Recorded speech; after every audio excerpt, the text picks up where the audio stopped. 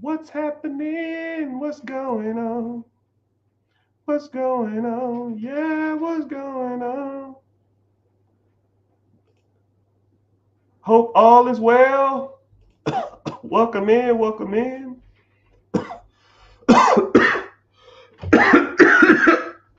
Welcome in from all social media platforms: Facebook, YouTube, Twitch, Instagram, Facebook, X, Twitter, whatever you want to call it, TikTok.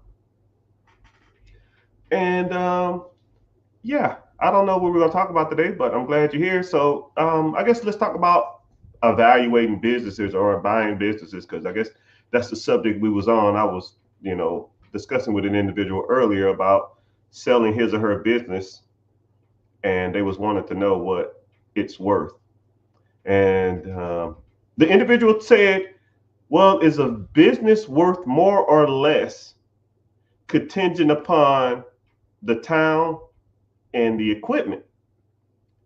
And sometimes the answer, most times the answer is no when it comes to the equipment. The equipment should be included in the asking price. The equipment is just part of doing business. Sometimes people will factor in inventory. So if you had to maintain, say, if you wanted to buy a sub shop or a donut shop, or say you wanted to buy a restaurant, and that the food or the supplies you have to buy from the owner. They won't include the inventory as part of the asking price.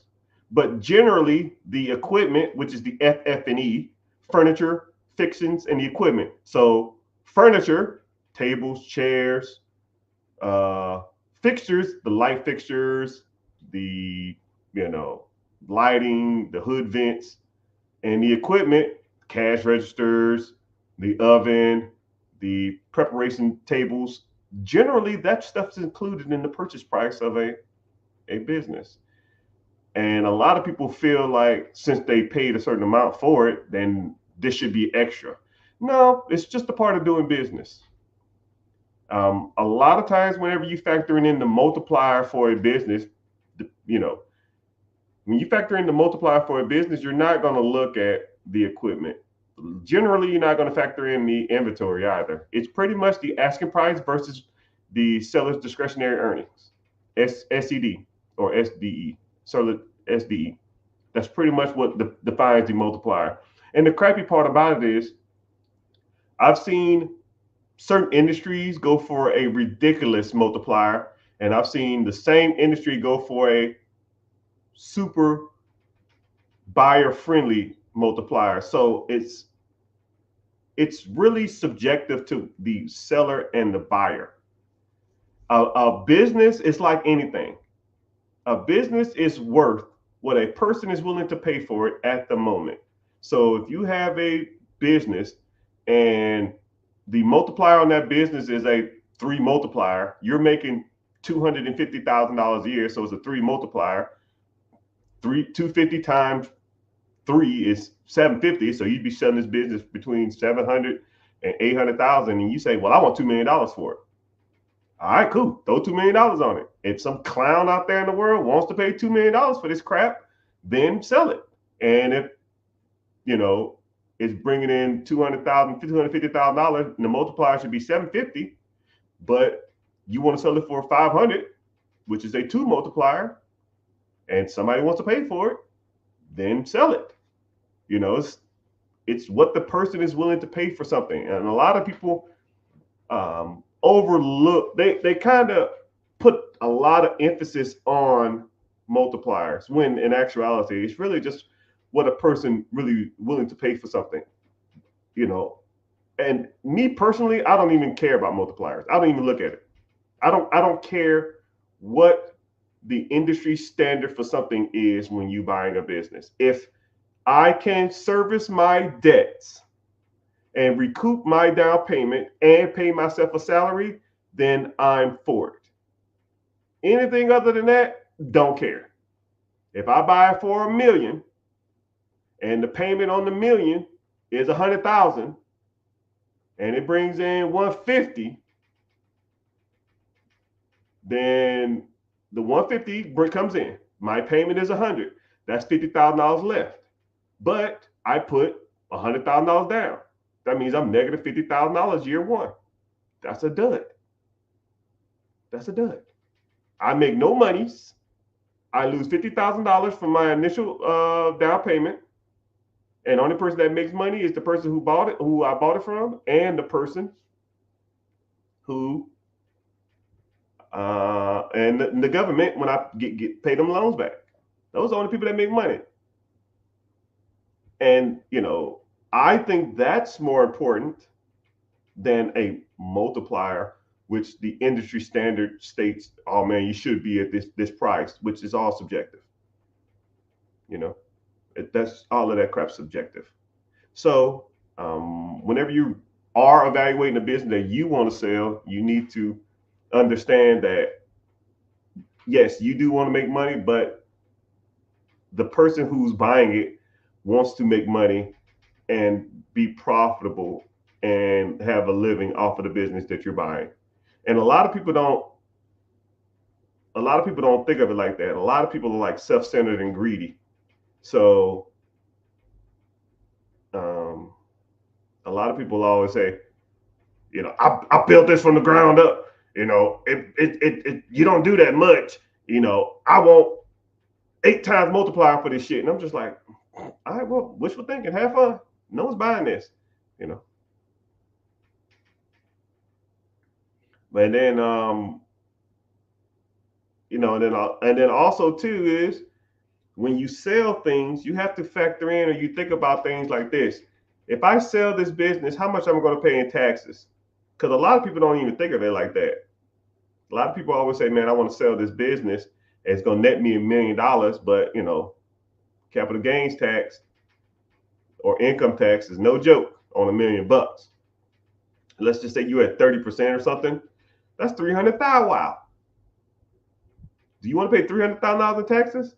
I like Uncle Sam just like the next person, but hell no. There are strategies that you can do when selling a business or even buying a business that you can reduce or minimize taxes. But you have to learn these things. You have to be taught these things because people aren't just going to tell you how to do these things. First of all, are you even asking the right questions? Do you even know who to go to to find this stuff out? And is the information creditable too? Or people just out here saying shit just to get clicks and views? It is what it is. But welcome in everybody. Just kind of testing the water, see how y'all doing. YouTube checking in. If y'all are on any social media platform, let me see who we got in here. Got a couple of people from YouTube, a couple people from Twitch. But appreciate y'all being here. It's easier, YouTube pays me to be here. So if you want to click the link in the bio, stroll up there and go to YouTube and watch. I greatly appreciate it. Actually, YouTube questions, I actually see a whole lot faster and they're right in my face. They like pop up on my screen. So I prefer to get my questions from YouTube. It's a lot easier. But since I guess we're on a business subject, let's talk about wanting to buy, I guess, your first business, okay? Because there's a lot of people that come to me and say stuff like, man, I want to buy my first business. I don't know where to start. I want to take over something that's already existing. I don't want to be there. I want to do this. I want to do that. Okay. We'll talk about that. So first thing you need to establish is that you want to do it, right? It's just you have to say or commit to the idea of wanting to buy a business. And I tell people to turn off what you want and turn on the process of doing it, because wanting a business should take precedence over what you want. It's good to have ideas, but once you start evaluating certain industries and breaking down certain numbers of particular businesses, a lot of times something else will pop out to you more so than what you're than what you want. Because like I said before, a lot of people say, "Yeah, I want a laundromat," and then they start looking at laundromats and they're like, "Are these any good?" And I say, "Okay, cool, let's break them down." And we start looking at the numbers of laundromats, and you go, "Well, damn, these kind of suck." And I say, "Yeah, they do suck." You start looking at laundromats around the world or around the nation. Man, these all of these suck. Yeah, I always use the analogy of Jordans. You know, you go to Foot Locker, you see Jordans for $100, but they have a limited amount. Some sneakerhead coming in buy every damn pair, and then they take them to a shoe convention or eBay, and then they sell them for $300. And you're like, well, damn, I just wanted $100 pair of shoes. Yeah, well, now you got to pay 300, which is kind of jacked up. You buy them, people buy them and think they're sitting on a gold mine, and then they try to upsell them for more than what they're really worth because people are in love with the idea of laundromats. I wouldn't be surprised if there's a group of individuals that's sitting on a large amount of liquid funds who just goes around and buys up mom and pop laundromats and then upsell them for a ridiculous amount of money. If I had a crap ton of money liquid just sitting around, I probably would do that because everybody swears up and down by laundromats. And as soon as you start looking at the numbers, I see laundromats. I get like a business newsletter from multiple different people, and I get tons of different businesses. And I get one from not the laundry source. I forgot what it's called. It's the laundry something. And I get probably pitched or sold or looked at probably 5 laundromats a week. And all I do is stroll down and look at the numbers. And I'm just like, yo, this sucks. These suck. And then every month I look at the same letter and it'd be a different one on there. So either someone they're taking them off or someone's buying them. And I wish I could sit down to anybody, especially laundromats, but almost really anybody.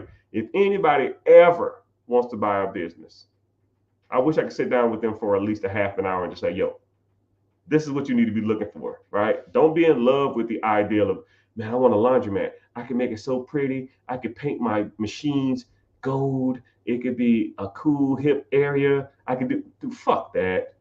Does this shit make money, man? That's what you need to be focused on. Do it make money, right? And is it sustainable over a long period of time? And a lot of people truly don't understand that what they should be spending for these, but people get stuck on stupid. People think that what they're buying is um, cool because they're in love with the ideal of something versus what they're paying for. Another good analogy is when you see people who buy like Hellcats or Scat Packs or Challengers or Chargers or any of that crap, and the car is $50,000, $60,000. They're paying 17% interest. Their payment is $1,200, $1,500 a month, but they're so blinded by the fact that they got a Scat Pack, they're not looking at the finances and the damage they're doing to get into it. Right? I mean, it's the same thing with laundromats, right? If people are hell bent on a certain object, a certain business, oh man, I want an apartment complex. So you're gonna overpay for an apartment complex because that's what you're hell bent on. Oh man, I want a laundromat. You're gonna overpay for a laundromat because that's your idea. Oh man, I want a Scat Pack or a Hellcat or a Track Hawker, all that crap. And then now you're stuck on stupid, thinking that I'll do anything to get in this car. I'll do anything to get into this apartment complex. I'll do anything to get into this business. When in actuality, that business, that car or that apartment complex is super overpriced and it's not worth half of what you're going to pay for it. But yet, you're going to do it anyways because you have an ideal in your head and you think that me being persistent and me going out for my goals and me going out for my dreams and me, striving for what I want is the way to do it. But you're just going about it the wrong way, right? And then sometimes, you got to tell people that shit's dumb. That doesn't make sense, right? And then once you look at it from a numbers perspective, once you look at stuff like that from a numbers perspective, it'll always stand out as a bad idea or a good idea. And once you start looking at the things from a numbers perspective and you're just like, damn, I can do this. This makes sense. If you look at it, it's like, oh man, I guess I can make this work. If you say some shit like that, then no, man, it ain't for you. This ain't for you, right? You don't know what you're doing. You need to sit down with a professional and learn how to evaluate businesses. You need to learn how to evaluate apartments. You need to learn how to evaluate vehicles and all that kind of stuff, right? And then I was talking to, I had posted a video on, I think it was Instagram, maybe, and it was me talking about a guy. It was like a 25-year-old guy who bought a Hellcat or a Scat Pack, and he spent $50,000 on it. He was 25 years old, and I said, "Well, why would you buy a $50,000 Scat Pack?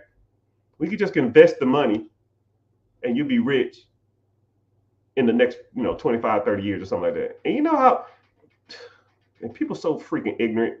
Well, what if he don't live to be 50? Okay, idiot. What if he does? I mean, we can go hypothetical all day long.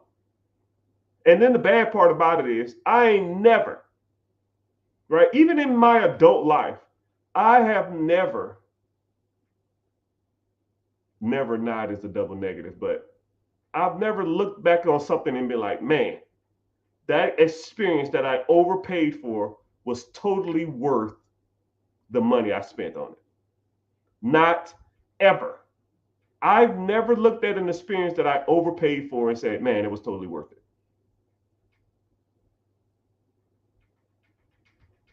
I can't. Every car I've had was not worth it. Think about it. What car have you purchased and made monthly payments on was worth it? I've had $1,000 car payments.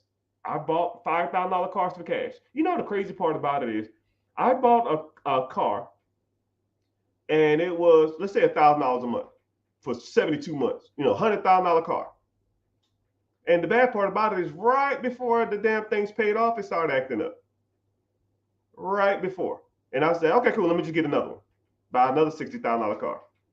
5, 6 years later, right before that shit started being paid off, it started acting up again. So I'm thinking to myself, why do I keep buying this shit? Right? And I've never been like, man, I feel so cool driving this car. All I'm thinking is, damn, I got to pay this $1,000 a month and the first. That's all I'm thinking. And a lot of people don't see that as a problem. They see it as normal. And people in the comment section say dumbass shit like, well, he needs a car. Yeah, he needs a $55,000 Scat Pack. Who need a $50,000 Scat Pack? And I put him at 8% interest. 25 years old. Come on, dog. I'm sure he popping every bit of. I had him at 7% when I did my payment. I had him at $790,000 on $50,000 over 6 years. I know he had more higher than 6%, 7%. Hell, I'll be happy to get my credit's damn near spotless, and I'll be happy to get damn 7% in this damn economy. Shit. For a used Scat Pack, get the f out of here with that shit, man. There ain't no way. No 25-year-old kid deserves a $50,000 Scat Pack. Right? Get you something to get your ass from A to B. Get your 15-year-old Honda Accord with 80,000 miles on it. Pay $6,000 for that shit, and you grind it out for the next 5 years. And then after that, after you saved up $80,000, $90,000, $100,000 that you would spend on this stupid ass car, that you put this into an ETF mutual fund, index fund, you got $80,000 in that account, then you go buy a Scat Pack if you want to, right? But now that money that you would have put into the Scat Pack, you put into an investment account, you just sit back and let it ride. Now, 30 years from now, you'd be sitting on 4, 5, 6 million bucks. Instead of you being like, you know what? I was 25 years old. I was cool. I did donuts in the parking lot. When I revved the engine, it goes, zing, zing, zing.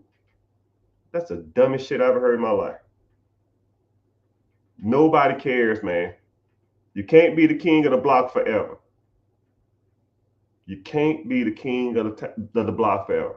I almost see being cool as like being a banana.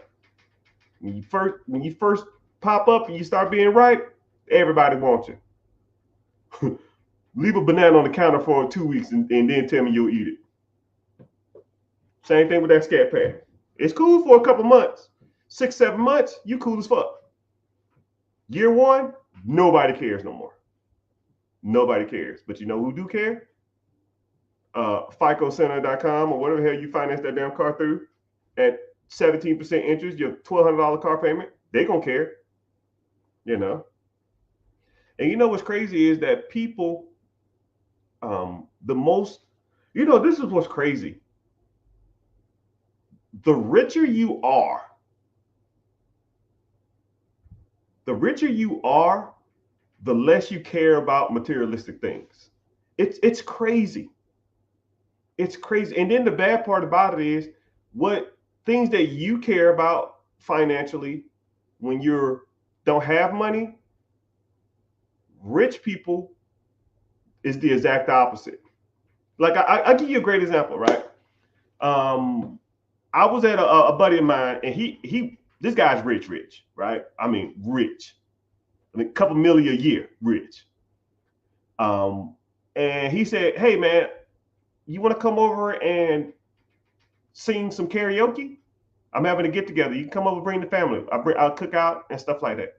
So we get over there, and I'm thinking he probably got that little, that little bass, the little boom box that you go to, like, you think you go into like the store and you get the little boom box with some random ass songs on it, like $40 at the dollar store or some shit, or a Big Lots or something. No, this dude had like a Moshigi 1500. And I mean, I'm looking at this. It had like a touchscreen display. The pedal was freaking this wide. I mean, it was huge. It came up to my damn lap. It had mics that had retractable cords. And I was like, "Hey, man, this is the nicest karaoke machine I've ever seen in my life." He said, "Yeah, man, I really wanted the nice one." And then it hooked up to the screen, and then the words popped up on the screen at the display, and it was touchscreen. You could stroll through different songs, different genres, and stuff like that. It had built-in speakers on it, and then it connected to the TV via Bluetooth, and the words read on there, and then it would have like people dancing to the words on the screen. And I was like, this is the freaking nicest karaoke machine I've damn never seen in my life. So I sat back and I took a picture of it and I Google searched it. That shit was $4,600. $4,600 because he wanted to sing karaoke, and it's crazy because, I mean, it's just a different level, right? The car in the parking lot was a damn Honda Civic or something. Had a damn, 2020 Honda Civic. Probably spent no more than 12 grand on that shit. But the karaoke machine was 5 grand. But when you got it like that, your priorities just a little different. When your priorities are different, you invest in different stuff, right? I don't know. That's just what he wanted to buy. But, it's all good. Just $4,600. Hope he's not watching. If you watching, man, comment, say, "Yo, tell me how much you paid for it." If you are watching, which I doubt. Because I'm curious, because I did look it up when you wasn't looking. And they said $4,600. They said it was 2 models. I think you had the Mac Daddy one. It was between like 35 and 46. What it is. All right. Anyways, enough of that stuff. Yeah, so from my personal experience, a lot of rich or wealthy people they don't splurge on cars. It's just, unless you're really into like supercars and stuff like that, like they have daily drivers, and it's bullcrap. Like my daily driver is a Honda Fit, 15 years old, 80,000 miles. I drive that shit everywhere.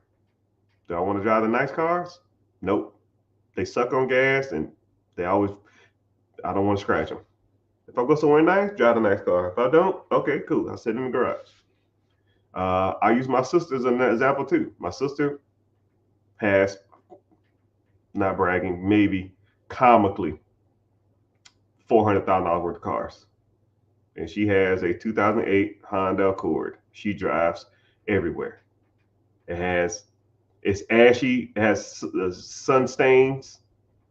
It has a donut, two hubcaps. It's like three different colors. $400 to $500,000 worth of cars, and drives the Honda everywhere.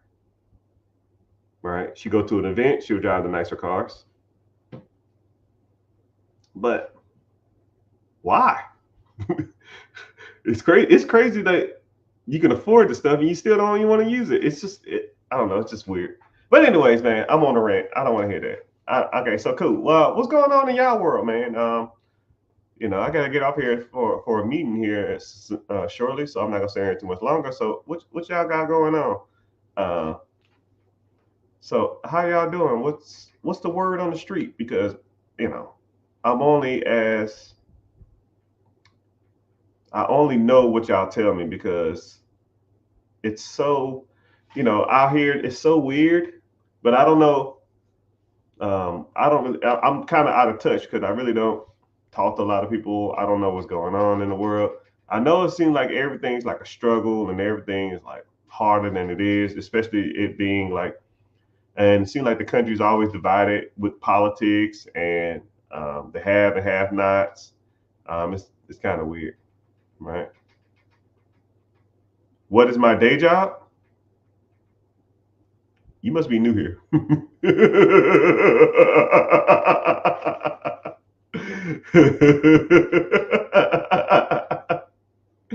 Well, glad you asked.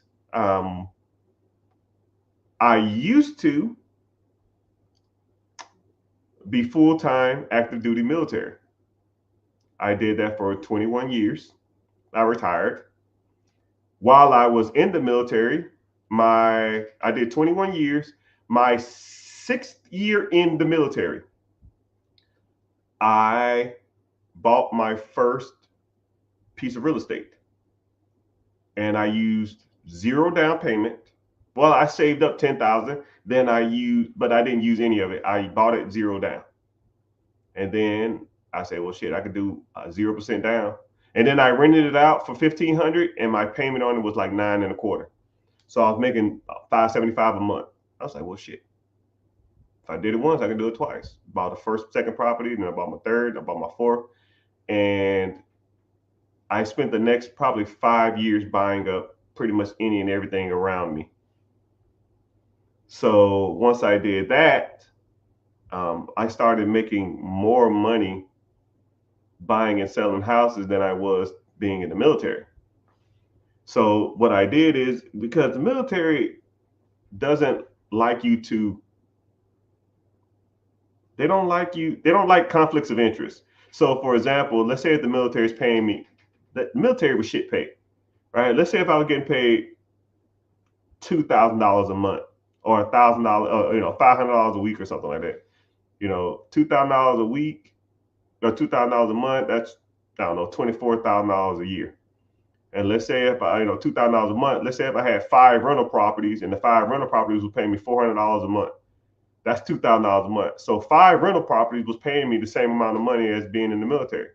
And let's say if I sold one of those properties and I profited, 40 grand or 50 grand. Well, shit, I made twice as much in one sale of a property from a flip than I would in 2 years of military service. So after I just kind of got a hang of that, I try to keep my money silent. You know how hard it is to be making more money than pretty much everybody on your military establishment, and you really can't say shit about it because they'll kick you out or they'll say something, and people judge, man.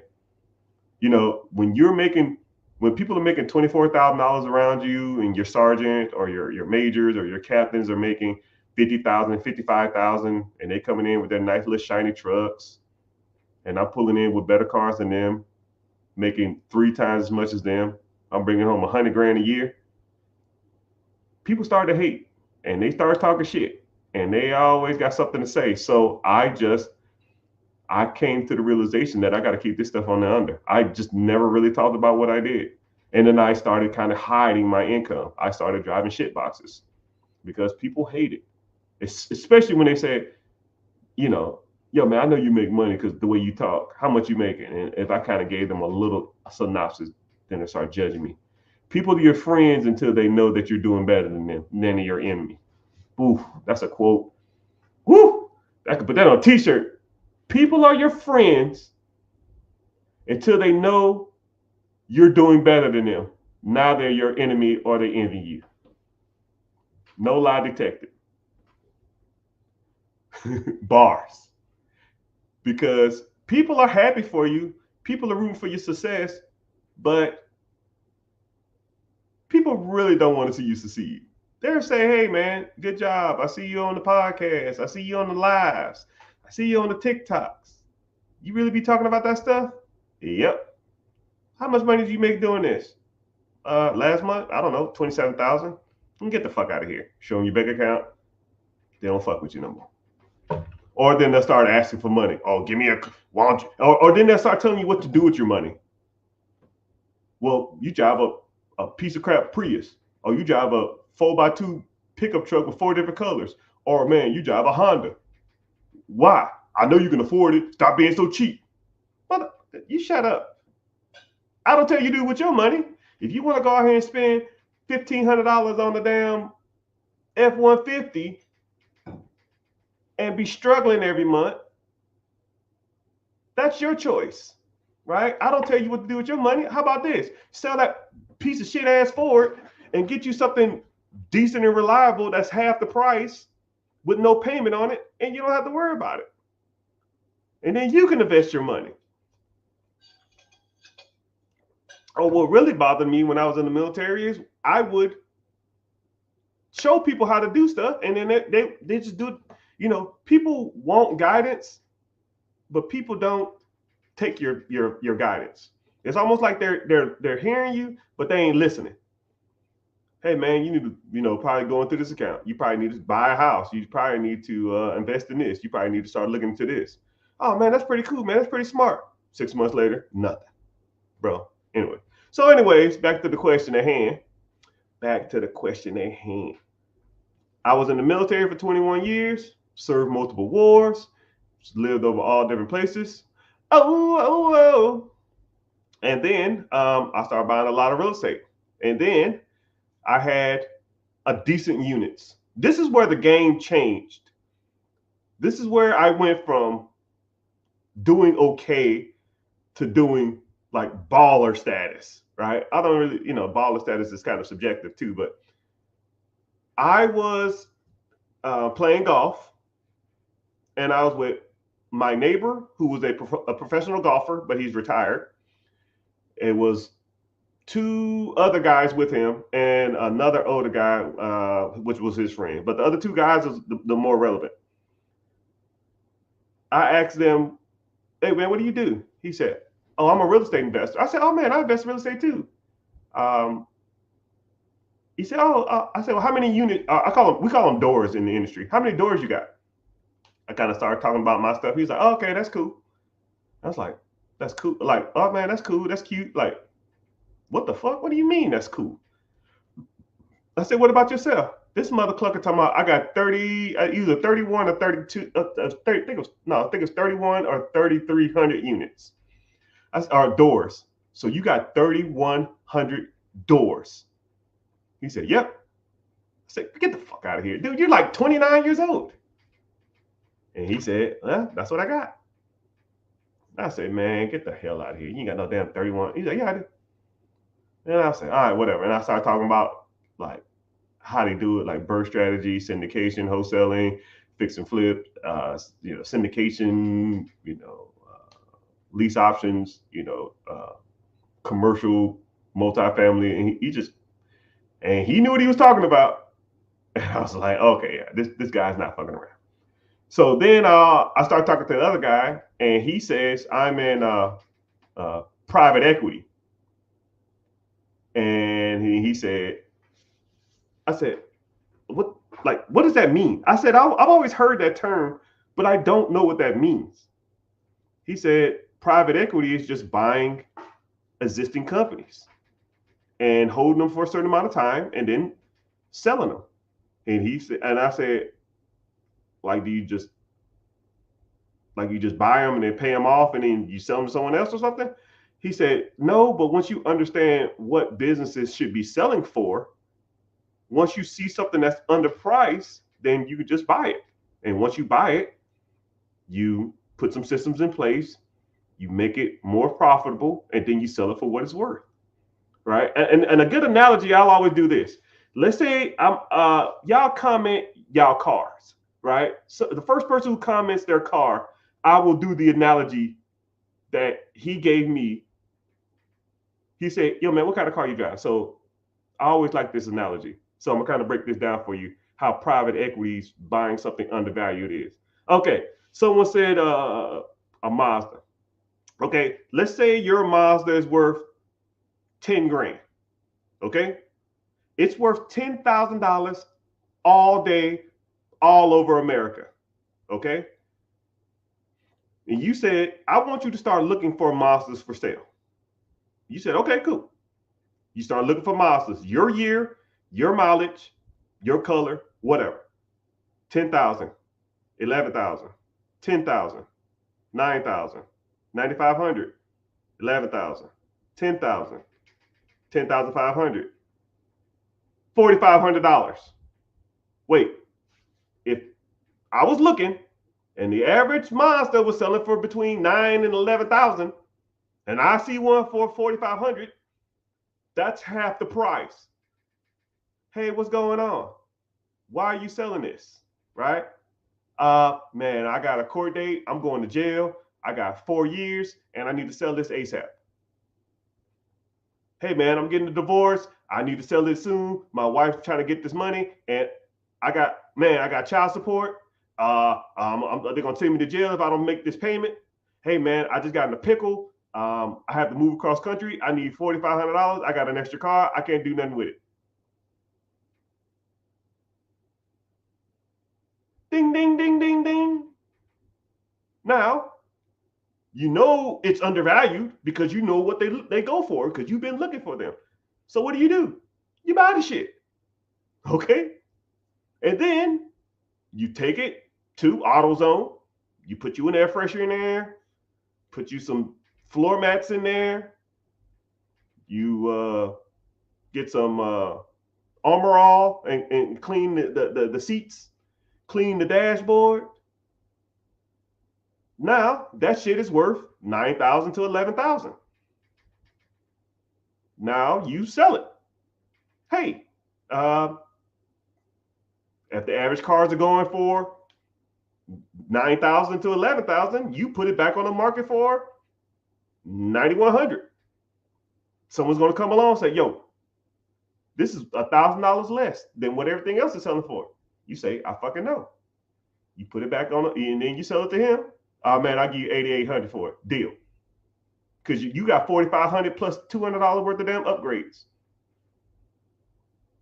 You sell it for 88, you got 48 into it, you make $4,000. Rinse and repeat. Same thing, but with businesses. Let's say there's a Dunkin' Donuts for sale. You got a Dunkin' Donuts, you know what Dunkin' Donuts are going for. Dunkin' Donuts, yours is worth $500,000. You start looking for other Dunkin' Donuts, $500,000, 510, 490, 500, 490, $300,000. Ding, ding, ding, ding, ding, ding. Hey, what's going on? Why are you selling this? Oh man, the owner of this got really sick. It was my father's. He got sick. He's on his deathbed. He don't want to deal with it no more. He just want to sell it, liquidate the funds, and then give the money out to his kids before he passed. So we just trying to sell it at a good price to get rid of it. Cool, I'll take it. Go get a loan for it. Boom. Hold on to it for a year, year and a half, 2 years. Sell it for $500,000, and it's cash flowing. So now, let's say you hold on for 2 years. It's bringing you in $200,000 a year. So now you buy for 3. You make $200 a year. That's $400. So now you positive $100,000, and then you sell it for $500,000. So now you make another $200. And so now you up $300,000. Anybody can do that shit, people. Anybody. You just got to know how to do it. And he broke it down to me just like that on the fucking the backside of the ninth hole. And I said, fuck, you were 100% right. I said, man, I need to start learning how to evaluate businesses. He said, treat me to lunch. You seem like a cool guy. I got you. His time was way worth more than lunch. Way more. And then his brother works for the State Department that assists people for buying businesses. His brother taught him how to do it. And he worked for the State Department. And I said, yo, man, you work for the State Department. I know you just on government stuff, right? I mean, can I just come down and we can hang out or something? Man, I brought him lunch. Man, I got there like 10 o'clock. Man, I left there like 3:30 in the afternoon. We was talking for like 5.5 hours. And dude, he put me on all the game. Your network is your net worth. He put me on all the game.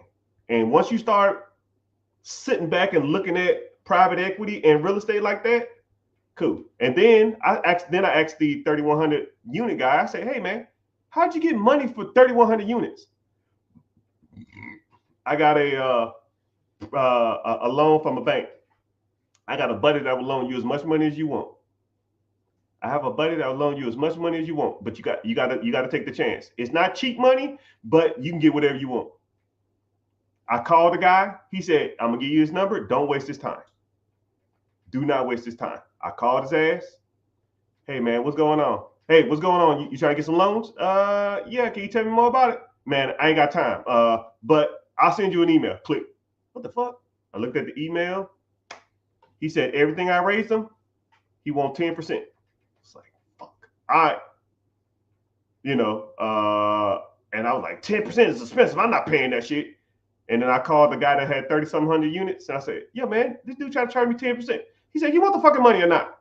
He said, I'd rather pay 10% of it something and have the money, and then I can put that to work, or have 0 of 0. It's your choice. I said, you know what? Fuck it. I don't care. And then I sat around. I tried like, yeah, I can just raise capital cheaper than this. I tried it, and I said, I can't do this.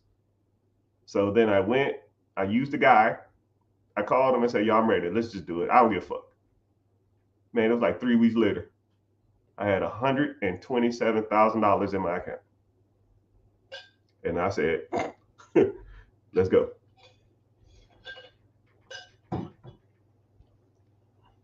$127,000. Let's go. So then I started looking at real estate and private equities.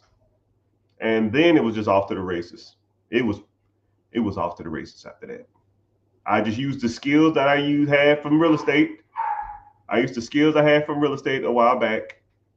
And then I also used the skills from, they taught me in private equity and raising capital and all that kind of stuff. And I swear to you, I was doing good. I probably was bringing in military money, about 50,000. I was still active duty doing this stuff too. You know, so people say, I got to work and stuff to do this stuff. I was like, you an idiot. Like, there's no way. You still can do it.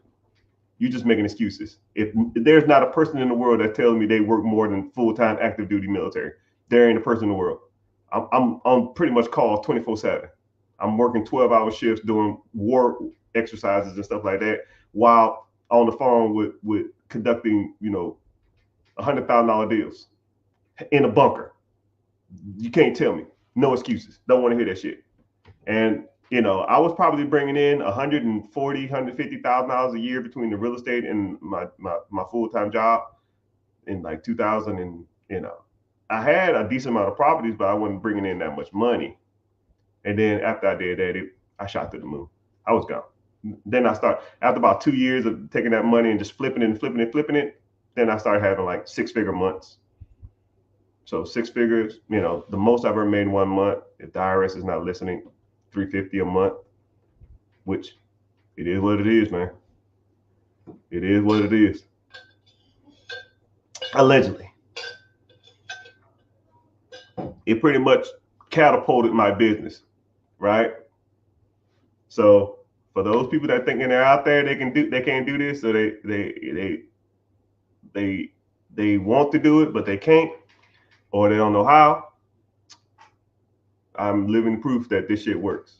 Homeless, Join the United States military with a toothbrush and a book bag. I turned that shit to $1 million empire. 6 figures a month. I'm living proof that this stuff works. I'm living proof that if you knew what you were doing, you had access to the material, you had access to the know-how, you had access to the capital, you can make it work. You just need to take action. So there's a link in my bio. I'm having a free class that's coming up. I actually have a meeting here now that I'm going to go to and, talk more money deals, because that's what we do around here. But if you're interested, click the link in the bio, join the free class. But if you're not, oh well, I'll be here waiting and just sitting here doing my own thing, stacking all this money, because there's a lot out here. You just got to go ahead and get it. But I appreciate your time, everybody. Thank y'all for being here. Make sure you're following on Instagram, Facebook, Twitter, Twitch, all those social media platforms. Thank you for watching, and hope you found value in this. I hope you're inspired, and I hope you go out there and pursue your dreams. And if you need help with those dreams, you always got a buddy. You got a friend in your boy.